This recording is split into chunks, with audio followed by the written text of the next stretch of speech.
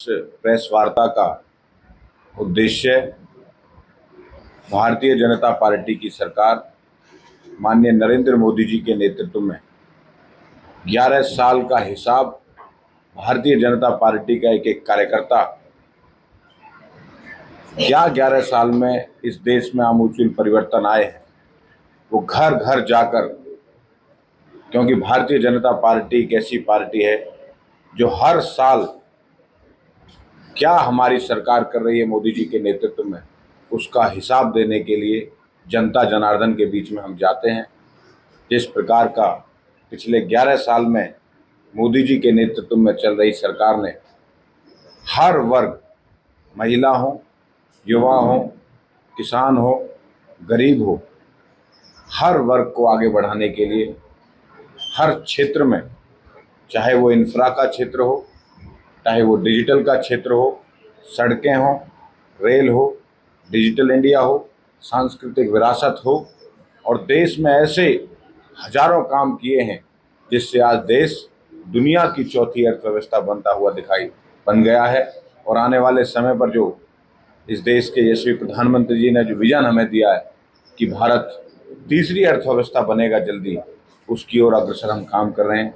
साथियों, पिछले 11 साल में मोदी जी के नेतृत्व में हर योजना का केंद्र बिंदु गरीब और मध्यम परिवार रहा है। चाहे वो जनधन अकाउंट खुलने हो, चाहे डिजिटल इंडिया को आगे बढ़ाने के लिए हर प्रकार को डिजिटल करना हो, जो एक वर्षों से चली हुई चीज़ें थी, जिसका सपना लोगों ने देखा था कभी इस देश में हो पाएगा कि नहीं हो पाएगा, धारा 370 जैसी चीज़ें एक झटके में हटा दी। तो मैं ऐसा मानता हूं कि मोदी जी के नेतृत्व में ये सरकार सांस्कृतिक विरासतों को भी, जो 550 साल से चला हुआ मुद्दा था भगवान श्री राम का, जो कांग्रेस पार्टी कभी काल्पनिक मानती थी, आज वहाँ पर भव्य भगवान श्री राम का मंदिर बनकर भी तैयार हो गया है। पहले हम सब ने 2014 से पहले देखा किस प्रकार से भारतीय सेना का मनोबल कांग्रेस पार्टी उनके नेतृत्व में तोड़ा हुआ था। वो हमेशा कोई भी हमले या कोई भी हिमाकत दूसरा पड़ोसी देश, हमारा दुश्मन देश करता था तो हमेशा समझौते की बात रखते थे। लेकिन ये बदलता हुआ भारत है, मोदी जी का भारत है। यह 140 करोड़ देशवासियों ने जिस प्रकार से तीसरी बार सरकार चुन कर दी है, तब से ये भारत समृद्ध भारत, मजबूत भारत, घर में घुसकर मारने की क्षमता रखता है। एक नहीं, अगर हमारे जवानों पर या हमारे निर्दोष हमारे पर्यटकों पर कोई वारदात हुई हो, उसको घर में घुसकर पड़ोसियों को, दुश्मन देश को हमारे सेना के जवानों ने किया है। मुझे लगता है कि आने वाले समय पर और भारत सैन्य शक्ति और मजबूत होगी। अगर कोई इस प्रकार की हिमाकत हमारे निर्दोष लोगों पे वार करने की बात हो या सेना के जवानों के ऊपर कोई वारदात करने की बात हो, उसका अंजाम ईंट का जवाब पत्थर से इस बार मजबूती से पिछले कई बार हमारी सरकार के नेतृत्व में सेना के जवानों ने किया है। आने वाले समय पर जिस प्रकार से सरकार चल रही है, सड़कों का आज आप जाल देख रहे हैं, पूरा देश हाईवे से कनेक्ट हो चुका है। आज मैं मानता हूं कि किसी भी देश या प्रदेश या जिले की तरक्की उसकी कनेक्टिविटी के आधार पर होती है। मैं ऐसा मानता हूं कि खास करके एनसीआर का इलाका हो या हमारा हरियाणा हो, पूरा हाईवे हब जैसा पूरा प्रदेश बन चुका है। कहीं भी कनेक्टिविटी जाने के लिए कोई कमी किसी प्रकार की नहीं रहती है। इसी प्रकार से महिलाओं को सशक्तिकरण की बात हो, 33% के आरक्षण महिलाओं को राजनीतिक रूप से भी देने का काम हमारी मोदी जी की सरकार ने किया है। किसानों के सम्मान की बात हो, किसान सम्मान निधि से, या हर जिस भी योजना बनाते हैं उसमें किसान को ध्यान में रखते हुए ये मोदी जी की सरकार उस पर काम कर रही है। मैं ऐसा मानता हूं कि 11 साल में इतनी उपलब्धियां मोदी जी के नेतृत्व में हुई है कि पूरी 7-8 घंटे भी बताते हैं तो भी कम पड़ेंगे। तो मैं तो कुछ ब्रीफिंग्स आपको दे रहा हूं कि कुछ जानकारी जो हमारे मोदी जी की सरकार क्या क्या कर रही है उस पर हम हिसाब देने के लिए आपके चैनलों के माध्यम से भी जनता जनार्दन में गली गली गांव गांव जाकर भी हम दे रहे हैं कि हमारे सरकार ने किस प्रकार से गरीब उन्मूलन में 29 करोड़ लोगों को गरीबी रेखा से बाहर निकालने का काम इस सरकार ने किया है। जो सपना इस देश के प्रधानमंत्री ने देखा है विकसित भारत 2047 में होगा, उसकी सबसे बड़ी भूमिका आधार क्या होगा? इस देश के गरीब को संपन्न करना, उसको अंतिम व्यक्ति में लेकर आना। गरीबों के लिए चाहे वो हर घर में स्वच्छ जल पहुंचाना हो या हर घर को पक्का मकान देना हो, हर सर को चाहे शौचालय के माध्यम से हर घर में हमारी बहनों को सम्मान के साथ रखने का काम हो। और मैं ऐसा मानता हूं कि मोदी जी के नेतृत्व में गरीब कल्याण हो, किसान कल्याण हो, युवा कल्याण हो।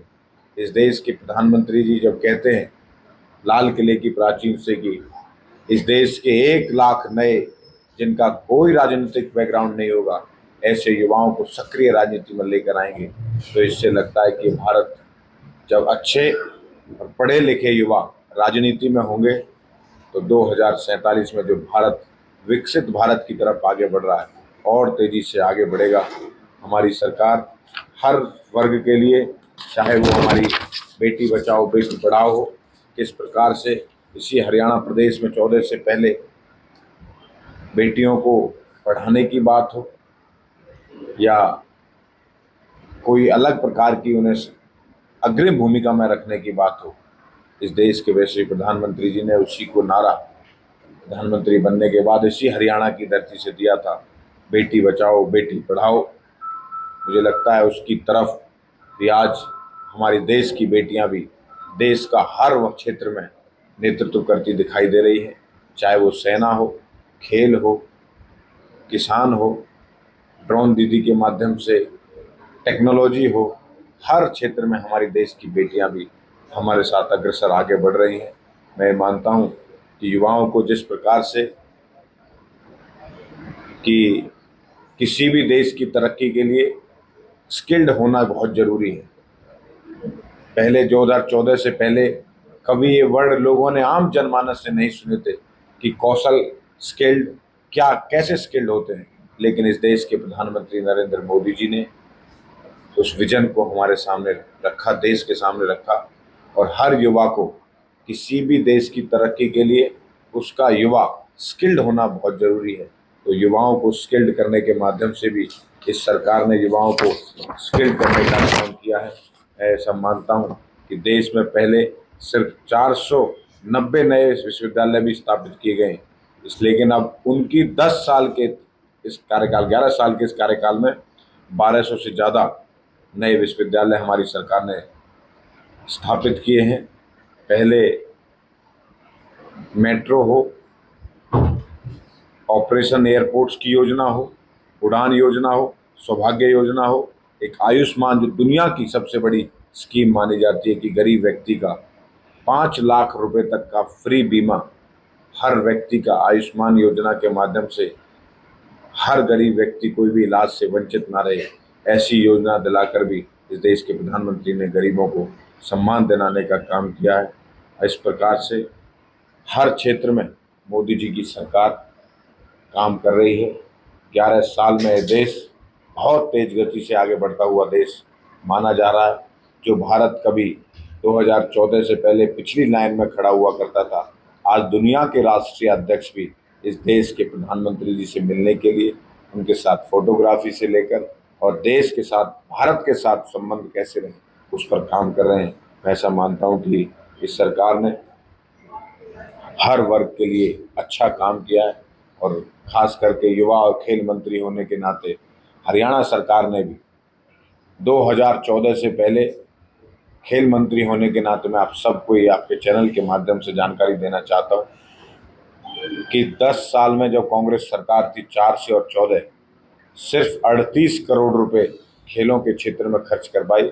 और 10 साल के हमारे हरियाणा सरकार के नायब सिंह सैनी जी के नेतृत्व में चल रही सरकार ने 592 करोड़ रुपए खिलाड़ियों पर खर्च करके खिलाड़ियों का सम्मान बढ़ाने का काम किया है।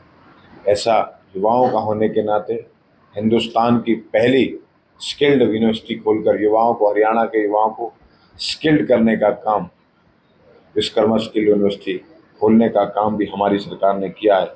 मैं ऐसा मानता हूं कि हरियाणा सरकार भी युवाओं के लिए, खेलों के लिए, किसानों के लिए, गरीबों के लिए, महिलाओं के लिए, आम जनमानस के लिए, खास करके युवा होने के नाते किस प्रकार से भर्तियों में धांधलेबाजी होती थी 14 से पहले, जब से भारतीय जनता पार्टी की सरकार आई है, कि गरीब का व्यक्ति भी हरियाणा सिविल सर्विसेज में हो, डीएसपी लगना हो, एसडीएम लगना हो, कोई किसी नेता के चक्कर काटने की जरूरत नहीं है, कोई किसी के बीच में पैसे की जरूरत नहीं है। इस क्षेत्र में सरकार पारदर्शिता के साथ सरकार बन रही है। नायब सिंह सैनी जी के नेतृत्व में हमारी सरकार युवाओं के लिए अच्छा काम कर रही है। मुझे लगता है कि इसीलिए तीसरी बार इस प्रदेश के युवाओं ने, इस प्रदेश की महिलाओं ने, किसानों ने, गरीब व्यक्ति ने नायब सिंह सैनी जी पर भरोसा जताया और तीसरी बार सरकार बनाई है। मैं आपको ये 11 साल की बहुत उपलब्धियां हमारे पास हैं, लेकिन बहुत समय लगेगा, इसलिए मैं आपको इसकी जो प्रेस की कॉपी है मैं आपको भिजवा दूंगा। कुछ बात मैंने आपके सामने रखी है। आप सबका बहुत बहुत धन्यवाद, बहुत बहुत आभार। अगर कोई प्रश्न आपके हों तो पूछें। इन 11 सालों में क्या है और देश की आर्थिक स्थिति वर्ल्ड में क्या रही है? दुनिया में भारत चौथे नंबर की अर्थव्यवस्था बन गया है। जो भारत कभी 10वें और 11वें पर हुआ करता था, इन 10 साल के अंदर चौथे नंबर पर पहुंचा है। और जब देश की अर्थव्यवस्था सुधरती है तो स्वाभाविक रूप से प्रदेश की भी अर्थव्यवस्था सुधरती है। आज से 10 साल पहले बजट उठाकर देखिए और इस साल का बजट 2,05,000 करोड़ का बजट इस प्रदेश के मुख्यमंत्री जी ने इस बार पेश किया है। और 10 साल पहले का बजट आप उठा के देखिए, ये हमारी अर्थव्यवस्था का आमूलचूल परिवर्तन है और आने वाले समय में भारत तीसरे नंबर की अर्थव्यवस्था बनेगा। मंत्री जी, आप कह रहे हैं कि अंतर्राष्ट्रीय स्तर पर भारत मजबूत हुआ है और देश नीति जो रही है वो उसके साथ की गई है, लेकिन कांग्रेस का आरोप है कि अमेरिका के दबाव में सीजफायर किया पाकिस्तान के साथ और जो अंतर्राष्ट्रीय देश नीति हो रही है उसमें भारत कहीं न कहीं पिछड़ा। कांग्रेस पार्टी ये भूल गई है कि 26/11 का हमला हो, कितने निर्दोष लोगों को मुंबई में अलग अलग समय पर ब्लास्ट कैसे करते थे, तब आज तक उन लोगों का कोई जवाब नहीं मिला है। और हमारे निर्दोष लोगों को मारने का उन्होंने काम किया। हमारे सेना के जवानों ने घर में घुसकर स्ट्राइक किए, घर में घुसकर आतंकियों के ठिकाने को नेस्तनाबूद करने का काम किया। ये बदलता भारत है, ये मजबूत भारत है। भारत किसी का दबाव नहीं सहता। ये अपनी विदेश नीति से, अपने हमारे शर्तों के आधार पर जो समझौते कभी टूट नहीं पाए पाकिस्तान के साथ, इसी मोदी सरकार ने उनको तोड़कर दिखाया। इसके अलावा जिस तरह से अपराध को कम करने की बात की जाती है हरियाणा में, उस बीच अब शराब के जो ठेके छुपे थे 30% के करीब ऐसे ठेके हैं जो नीलामी नहीं हो पाई थी, और सिर्फ कारण ये था कि कहीं न कहीं अपराधियों का दबाव था या फिर गैंगस्टर्स का। कोई सरकार अपराधियों के प्रति सख्त है और नायब सिंह सैनी जी के नेतृत्व में कोई भी अगर अपराधी गलत काम करेगा उसको उसकी सजा कानून के हिसाब से जरूर मिलेगी, कोई बच नहीं पाएगा। सर, स्किल यूनिवर्सिटी यहाँ पे बंगलुरु में है और कौशल स्किल से कितने युवाओं को अभी तक रोजगार मिल चुका है, उसके क्या फायदे? डेटा पर्टिकुलर बताएंगे तो आप मुझे दीजिएगा, मैं पर्टिकुलर डेटा दूंगा आपको। लेकिन हजारों युवा वहाँ पर स्किल्ड हो रहे हैं। वहाँ से पहली बार मुझे लगता है कि हरियाणा के इतिहास में ऐसा हुआ होगा जो सीधा कंपनियों के साथ ITIs को और सीधा कंपनियों के साथ स्किल्ड सेंटर्स को टाई अप करके कंपनी के लोग अपने हिसाब से ट्रेंड करते हैं युवाओं को हमारे स्किल सेंटर पे, हमारी आईटीआई में, और उनको सीधा रोजगार देने का काम करते हैं। मंत्री जी, आप संगठन के तौर पर भली भांति जानते हैं, आपने मजबूती के साथ संगठन में काम किया। एक निर्दलीय मेयर है मानेसर से, एक बीजेपी के बड़े नेता हैं, वो कहते हैं कि वो बीजेपी में ज्वाइन कराना है, लेकिन क्या लगता है कि संगठन के तौर पर उनको ज्वाइन कराया जाए? नहीं, अब जब तक कोई भारतीय जनता पार्टी में ना हो तो उसकी चर्चा मुझे लगता है हमें करनी नहीं चाहिए।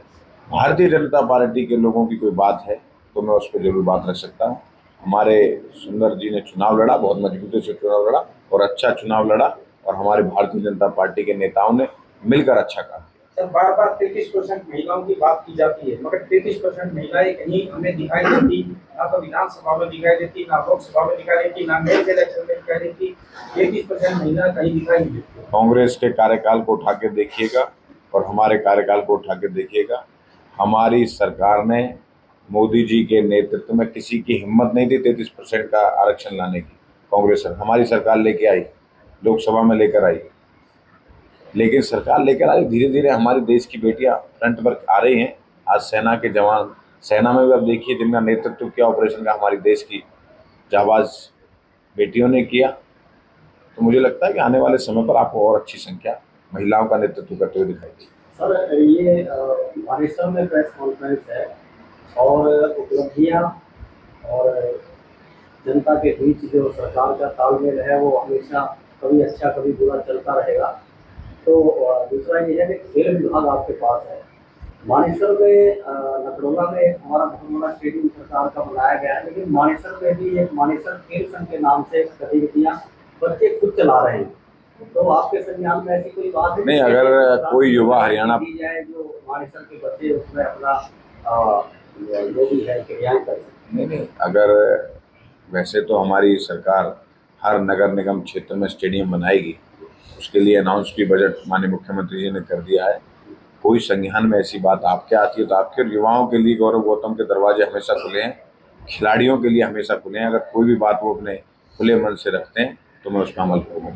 मंत्री जी, आप खुद युवा नेता हैं, खेल मंत्री हैं, और जिस तरह से नशे को लेकर भारत का हरियाणा सरकार काम कर रही है, नशा मुक्ति कराने की, तो उसमें क्या खेल विभाग भी कुछ इस तरह से युवा खेल के प्रति, नशे को छोड़कर खेल के प्रति आकर्षित? नहीं, हमने इस प्रदेश के मुख्यमंत्री नायब सिंह सीने जी ने विजन रखा है नशा मुक्त हरियाणा, और खेल ही एक ऐसा क्षेत्र है जिससे मानसिक और शारीरिक दोनों प्रकार से स्वस्थ रह सकता है। और मैं आपके चैनलों के माध्यम से भी युवाओं से आग्रह करता हूं कि जो विजन इस देश के प्रधानमंत्री ने दिया है, खेलेगा युवा तो खिलेगा युवा, उस पर आगे बढ़ें।